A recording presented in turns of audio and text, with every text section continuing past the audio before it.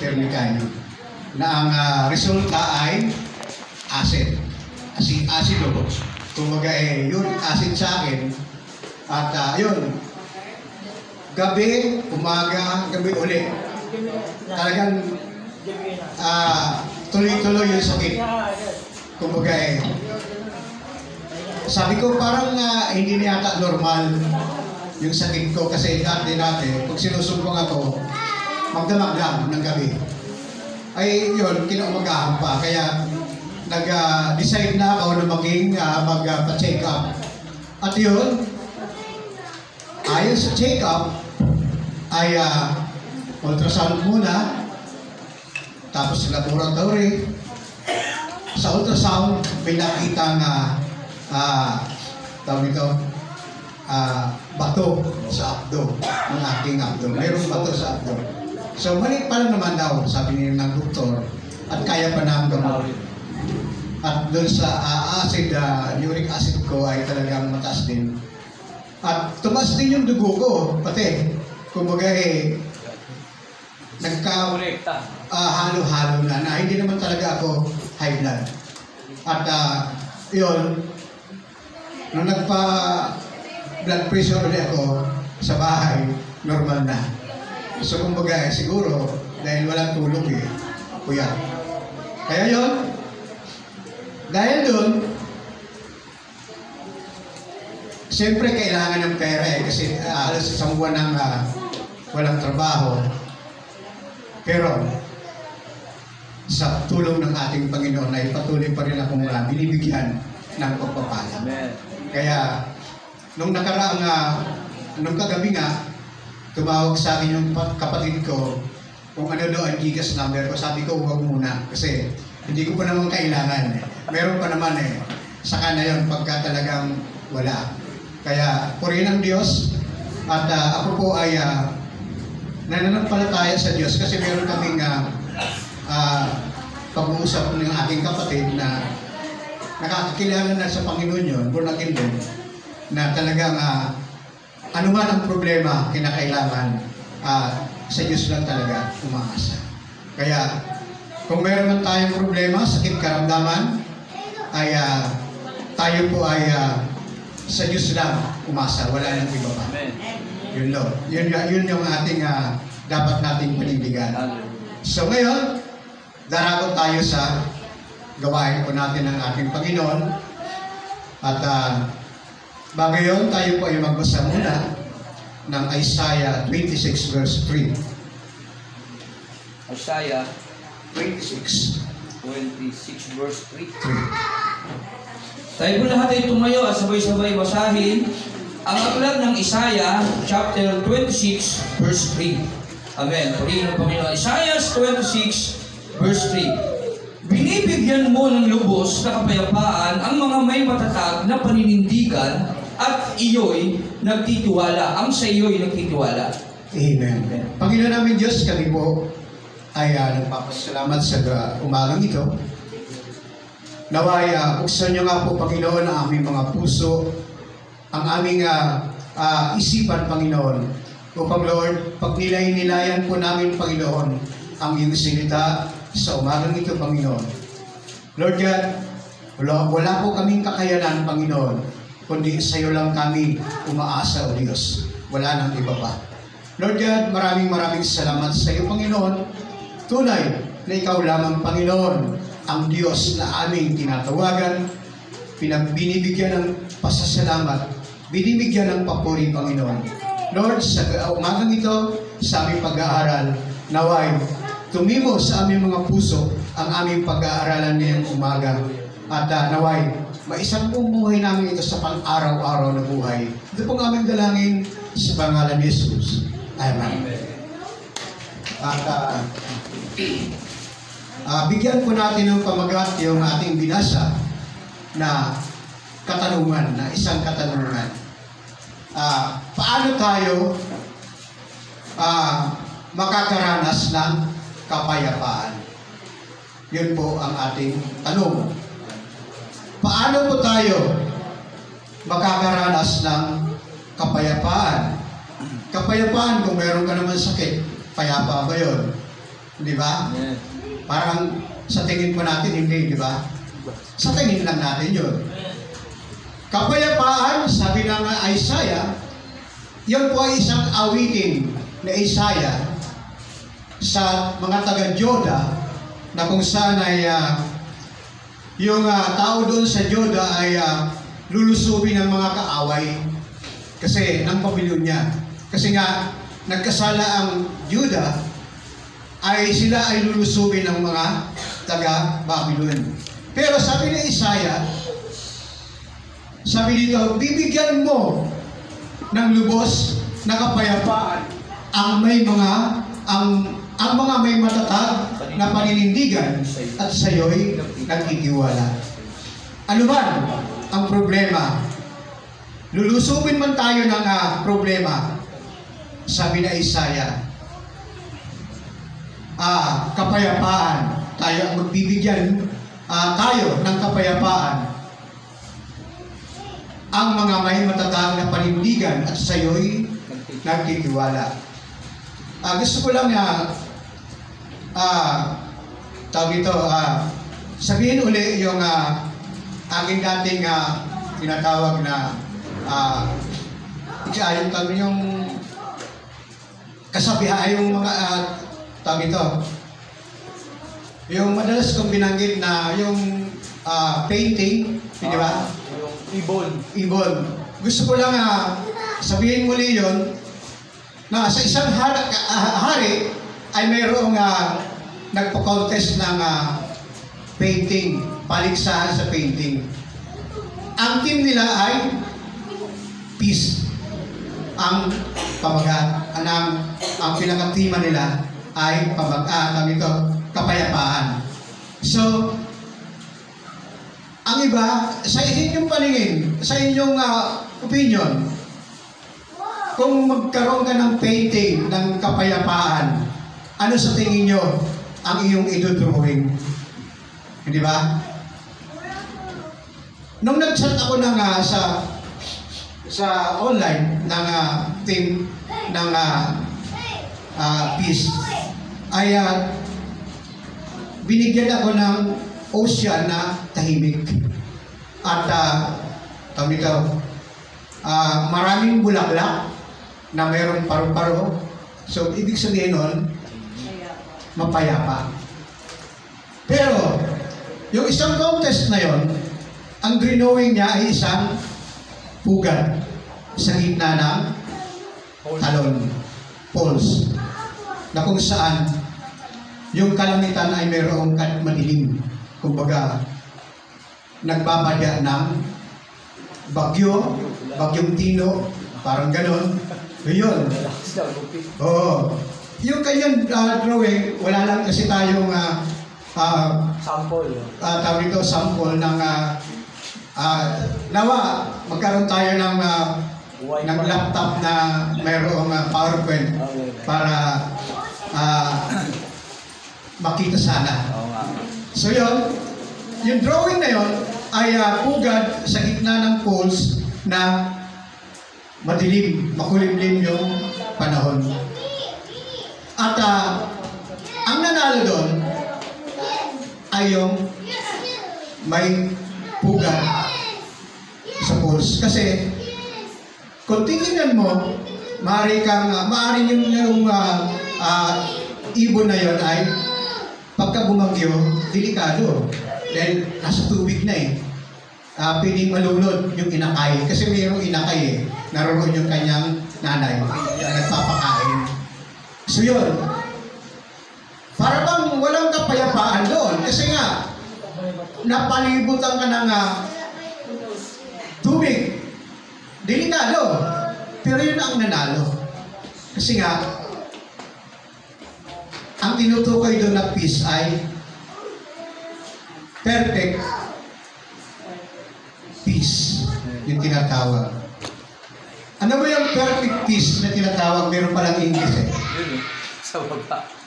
Kung titingnan po natin yan sa Hebrew word, yung perfect, ang Hebrew niyan ay shalom. Shalom. Yung peace naman, ang Hebrew word niyan ay shalom. Parehas siya. Shalom, shalom. So, ibig sabihin, sabi nga, di ba, may Jehovah Shalom. Di ba? So, ang perfect peace pala na yan ay ang ating Panginoon. At kapag tayo po ay dumaranas ng mga pagsubok, kailangan mo palang tumawag sa mayroong perfect peace na tinatawag. Shalom, shalom. Ibig sabihin lang sa Hebreo na ang ibig sabihin nun ay completeness, kompleto, walang kulang. Kumbaga restoration. Kumbaga isa kang kumbaga luma na nire-restore ka. Yun. At yun po ang ibig sabihin ng perfect peace. At sabi rito, mayroon daw tatlong klase ng shalom. Sabi rito, number 1, peace with God. Romans 5:1. Roma 5.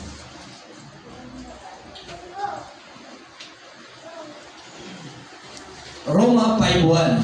Sapagkat napawalang sala na tayo sa pamamagitan ng ating pananampalataya, mayroon na tayong mapayapang relasyon sa Diyos sa pamamagitan ng ating Panginoong Hesukristo. Mayroon na tayo mapayapang relasyon sa Diyos sa pamamagitan ng ating Panginoong Hesukristo. Sabi sa libro ng aking nabasa, ang Romans daw po ay tinatawag na kung sa Constitution ay Bill of Rights. Yung mga nag-aaral, ano ba ang Bill of Rights? Sa Constitution.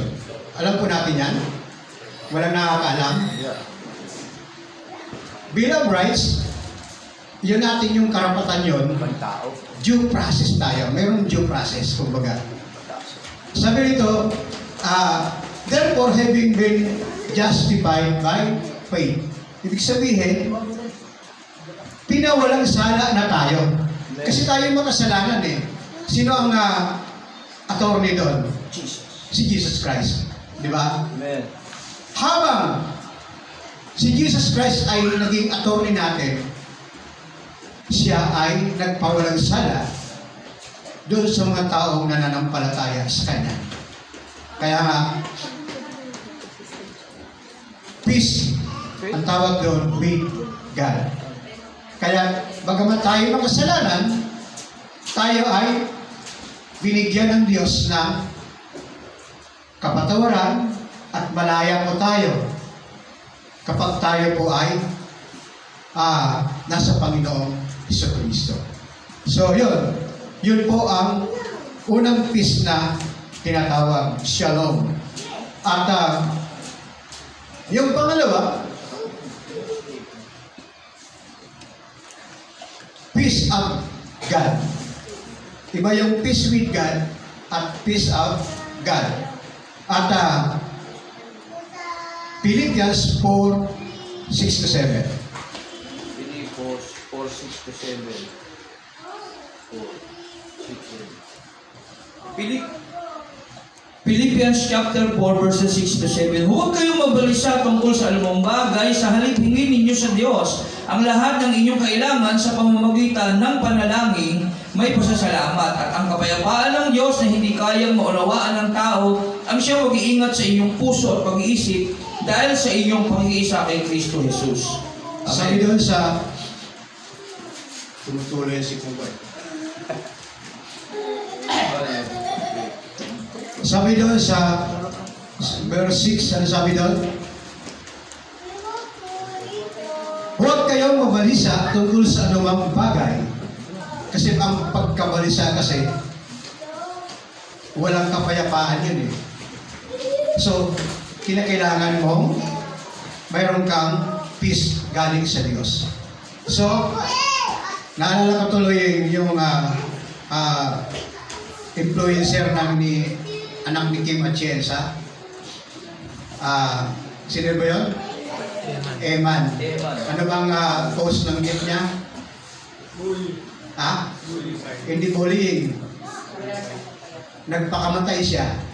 Sabi ni Kim Atienza. Yung isip niya, gulong-gulo. Walang isip. Walang kapayapaan. So, number one na dapat natin ipanalangin yung peace of mind. Ako, pag nananalangin ako, kaya kahit na may sakit ako, parang masaya. Diba? Kahit sabihin mong may mata sa abdo, kahit na ang gamot ko ay 180 a day, Bahala. okay lang. Okay lang. Di ba?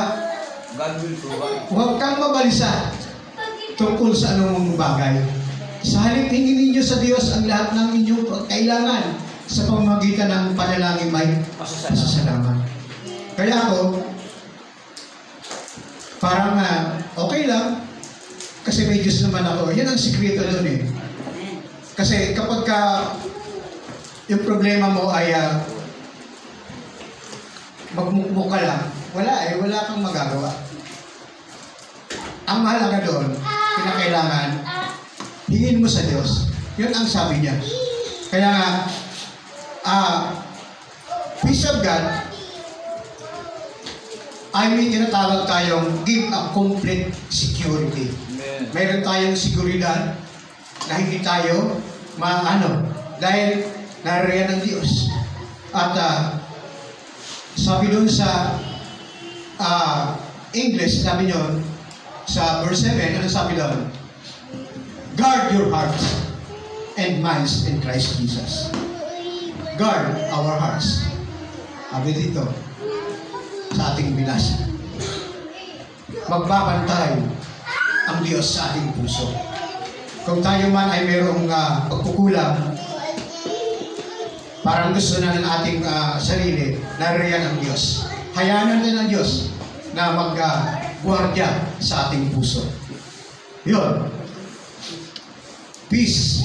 Shalom. Pangatlo, peace with men. Romans 12:18. Romans 12:18. Romans 12:18. Roma 12:18, hanggat maaari makisama kayo ng mapayapa sa lahat ng tao. So, dapat tayo daw po ay pacemaker. Tayo po ay taga-pamayapa. Ang sabi doon, hanggat maaari makisama kayo ng mapayapa sa lahat ng tao. So, lahat naman ng tao, napakahirap pagkabisan, mahirap pagkisamahan. Pero, hanggat maaari, nakikiusap yung sumulat, si Pablo. Ano sabi doon? Hanggat maaari, makisama kayo ng mapayapa sa lahat ng tao. Yun po yung tinatawag na kapayapaan. Kasi kung meron kang kaaway, ang hirap, di ba yung sa puso mo, sa isipan mo, Hindi ka payapa. hindi ka mapayapa eh. Alam mo, lugi ka kasi, yung kaaway mo, masayang-masaya, ikaw naman naghihirap eh. Di ba? Masakit sa loob eh. Masakit sa loob mo. Halimbawa, sinong talo doon? Ikaw Ikaw na galit na galit.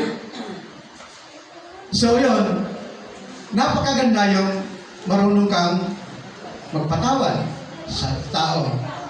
Hindi yung galit na galit ka. Lugi ka eh. Pagka ikaw ay galit na galit sa isang tao, siya ay masaya.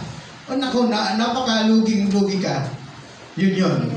So yun, at napakaganda ng taong pacemaker of God. At sabi niya, hanggat maaari, makisama kayo ng mapayapa sa lahat ng tao. Ayun. So, kung ang Diyos ay ang kapayapaan, ano naman ang kalaban ng kapayapaan? Ano daw po ang kalaban ng kapayapaan? Yun po ay, number one, yung tinatawag na unconfessed sin. Yung hindi natin confess sa Diyos na ating kasalanan. Psalms 51:10. Awit, mga awit.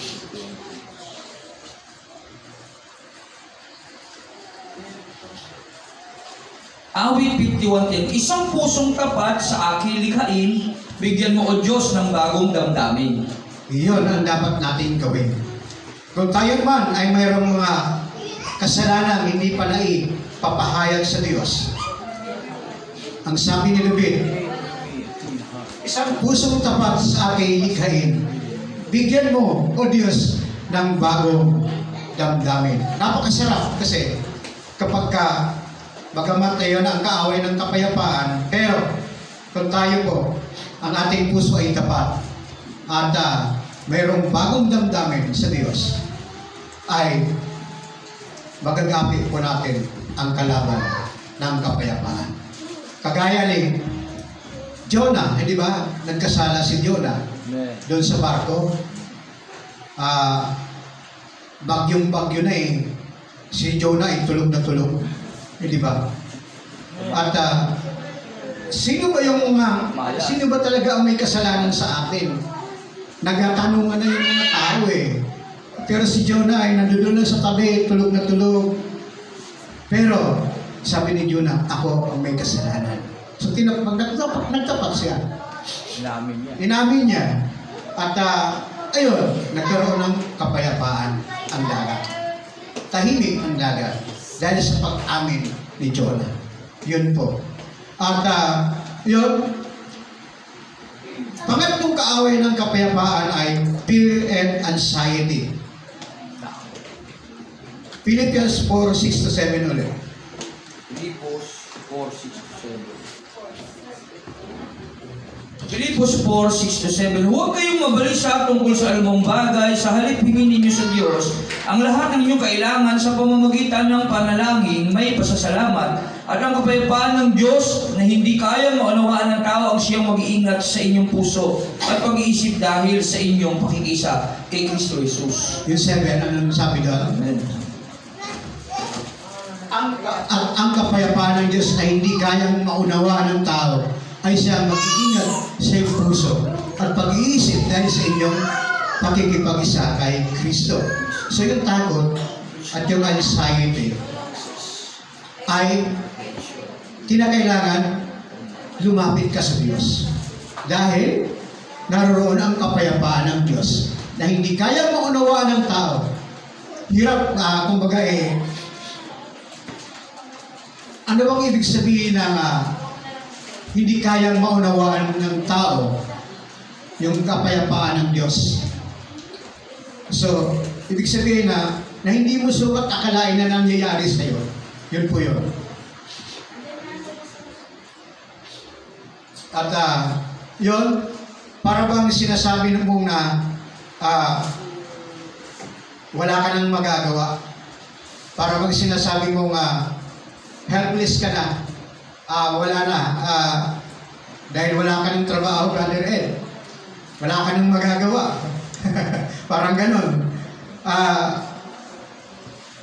Yung sakit mo ay lalala. Parang ganun helpless. Wala na. Pero, sabi ng Panginoon,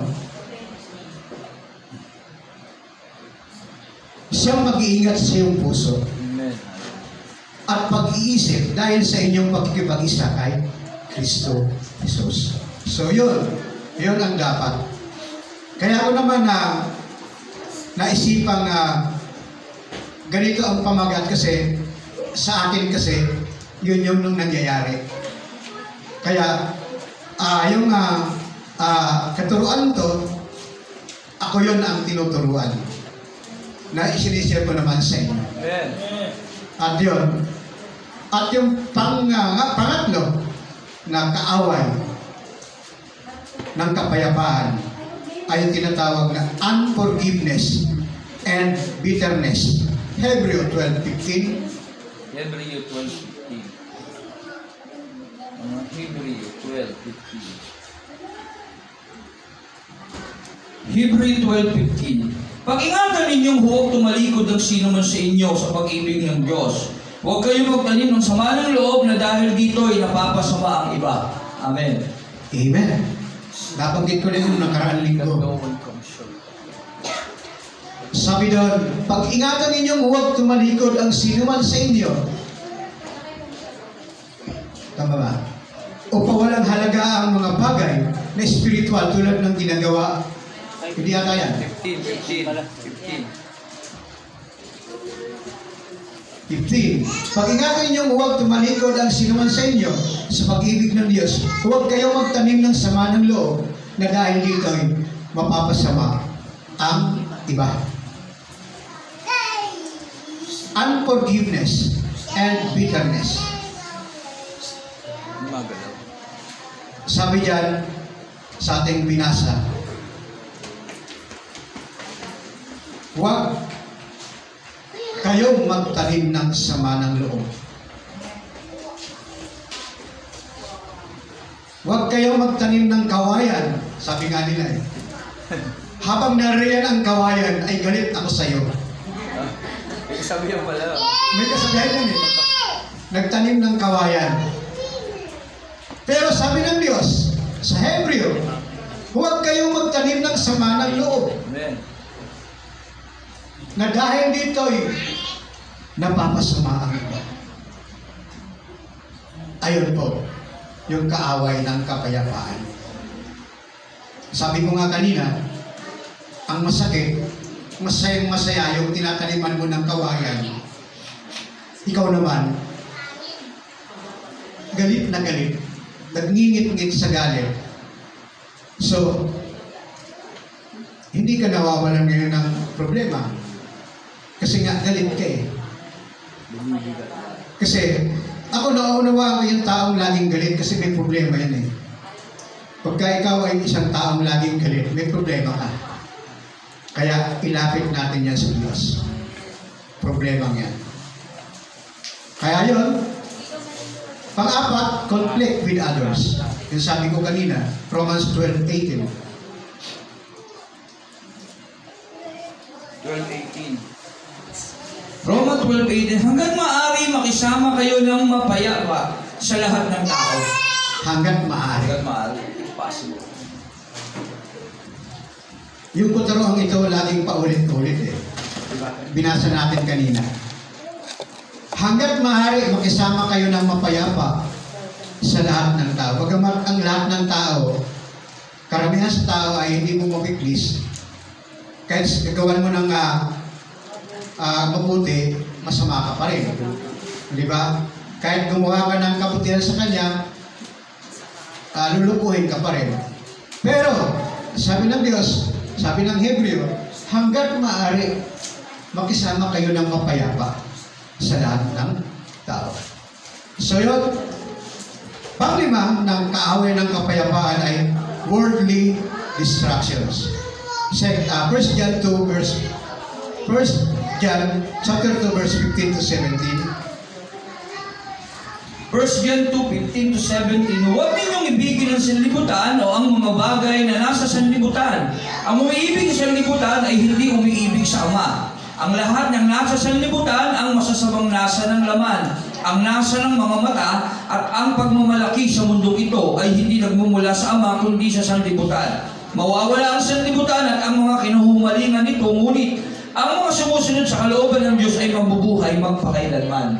Worldly distractions. Yun ang kaaway po natin ng kapayapaan. So, sabi doon, sa baba. Yan. Huwag ninyong ibigay ng sanlibutan o ang mga bagay na nasa sanlibutan. Ano ba yung mga bagay na nasa sanlibutan? Hindi ba yung pera? Yun, number 1. Yaman. Kaya nga, nagkagulo-gulo yung Pilipinas dahil dyan sa pera. Di ba? Na kahit na, sabi nga, kahit ng mga Kristiyano ay nadadawit yan. Na bagamat ayaw, pero natutokso, kumbaga eh. Kaya nga hanggat maaari iwasan yung ganyang sanlibutan, distraction, kumbaga. So yun, at Yun po, yung kaaway ng kapayapaan. At ang Diyos naman ay gusto tayong restore. Gusto tayong mabigyan ng kapayapaan. At kinakailangan, ang katanungan dito, how to find peace. Paano daw natin po makamtan, find, ano ibig sabihin ng find? Mahanap ang kapayapaan. Paano natin mahanap ang kapayapaan? Uulitin ko, peace with God. Romans 5:1 ulit. Basahin po natin ulit para sigurado. Sapagkat napawalang sala na tayo sa pamamagitan ng ating pananampalataya, mayroon na tayong mapayapang relasyon sa Diyos sa pamamagitan ng ating Panginoong Jesucristo. Mayroon na tayong mapayapang relasyon sa ating Diyos. Yun po. At yun po ang dapat nating hanapin. Kinakailangan hanapin natin sa Diyos. Sapagkat napawalang sala na tayo sa pamamagitan ng ating pananampalataya. So, sabi ni Jesus Christ, dahil sa iyong pananampalataya, napawalang sala na ang iyong kasalanan. Sabi sa Ephesians, di ba? At, ayun, pangalawa, rest in God's presence daily. Sabi rito, araw-araw daw natin, kapag ikaw ay anak na ng Diyos, ay tayo po ay laging humimlay sa presensya ng Diyos, araw-araw. At sabi doon sa Philippians uli, 4:6-7, Pilipos 4:6-7, huwag kayong mabalisa tungkol sa anumang bagay, sa halip hingin ninyo sa Diyos ang lahat ng inyong kailangan sa pamamagitan ng panalangin may pasasalamat. At ang kapayapaan ng Diyos na hindi kaya maunawaan ng tao ang siyang mag-iingat sa inyong puso at pag-iisip dahil sa inyong pakikiisa kay Kristo Jesus. Amen. Yun po ang dapat nating gawin. Ang kapayapaan ng Diyos na hindi kaya maunawaan ng tao ang siyang mag-iingat sa iyong puso. God guards our hearts, sabi sa English. At kung ano man ang puso natin ay napunta na sa iba, naririyan ang Diyos magkagwagwardiya sa iyo. At sabi rito, rest in God's presence daily. Araw-araw. Hindi yan na walang absent. Kumbaga alam mo kasi, ako,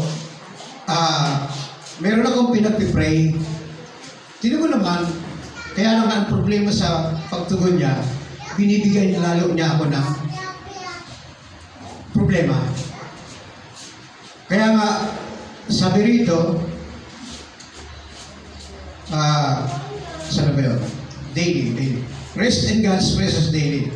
Kinakailangan ipag-pray mo yan araw-araw pala. Yun po ang tugon sa akin ng Panginoon. Kung bakit niya ako binibigyan ng problema na binigay nga sa akin pero may problema. So kinakailangan pala ipag-pray ko siya araw-araw. Yun po. Yun. So, rest in God's presence daily. At sabi rito, doon sa verse 6, ano sabi doon? Ng Philippians? Huwag kayong mabalisa tungkol sa anumang bagay. Sa halip, hingin ninyo sa Diyos ang lahat ng inyong kailangan sa pamamagitan ng panalangin may pasasalamat. Yun po yun. Sa pamamagitan ng panalangin may pasasalamat.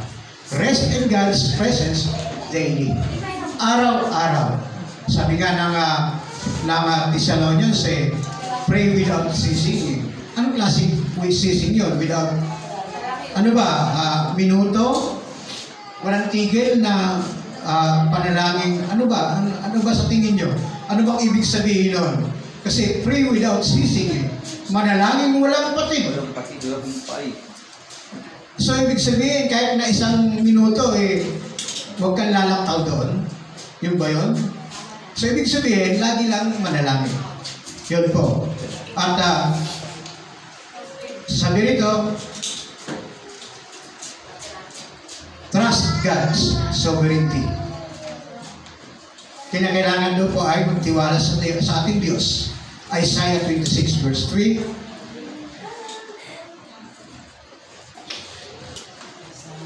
Isaiah. Ano ba yun? Binasa natin uli kanina yan. 6:3. Kaya lang. Hindi dapat sabihin ng isang gayuhang nakipagkaisa. Isaiah 26:3. 26.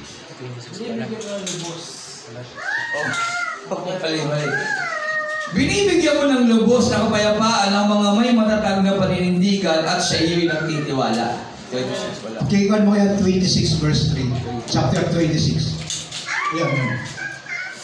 Binibigyan mo ng lubos na kapayapaan ang may mga Matatag na. matatag na panindigan. Kung wala kang matatag na panindigan, wala kang kapayapaan. Di ba? At sa'yo'y nagtitiwala. Kung magtitiwala tayo sa Diyos, bibigyan tayo ng kapayapaan. Yun po yun. At yun po yung ating tawag dito, to find peace. At yung sunod ay live for God's purpose and glory.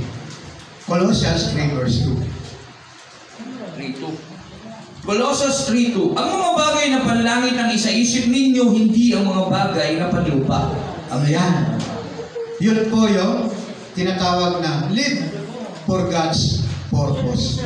Ang purpose talaga ng Panginoon ay ang mga bagay na panlangit. Amen. Hindi yung mga bagay na panlupa. Yun po ang purpose talaga ng ating Panginoon. Kaya nga, yung Isaiah 26 verse, yung buong 26 na yun, ay yung tinatawag na millennial. Nabasa ko doon sa isang books na kanta kasi yun awit ni Isaiah na millennial. Darating ang panahon na hindi na tayo luluha pa kasi doon yun sa tinatawag ng millennial.